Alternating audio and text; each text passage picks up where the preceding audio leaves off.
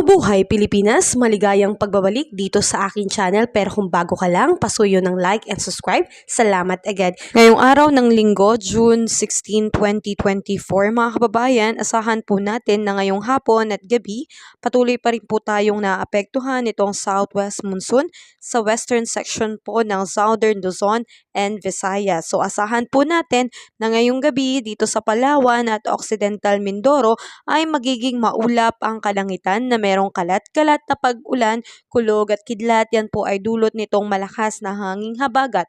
Dahil dyan, may tsansa po ng pagkakaroon ng flash flood and landslide due to moderate at heavy rains po. So ingat po tayo mga kababayan, at asahan naman po natin sa mga nakatira po dito sa Metro Manila, Zambales, Bataan, Cavite, Laguna, Batangas, and the rest of Mimaropa and Western Visayas, patuloy pong makararanas ng partly cloudy to cloudy sky with isolated rain shower or thunderstorm.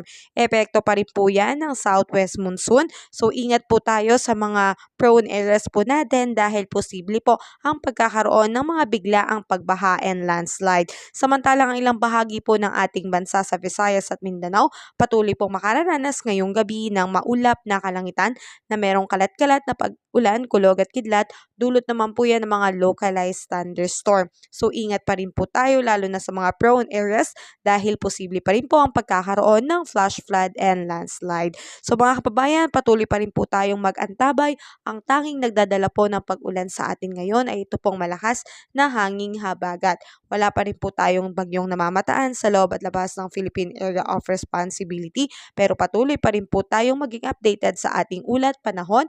Mainam na po na tayo po ay laging may alam at laging handa sa anumang pagbabago sa ating panahon. At kung nakatulong sa iyo ang video na to, huwag mo namang kalimutang mag-like and subscribe at pasuyo na rin po ng notification bell para updated ka sa mga susunod ko pang weather update. Muli, maraming salamat. Ingat tayo kabayan. God bless po sa lahat.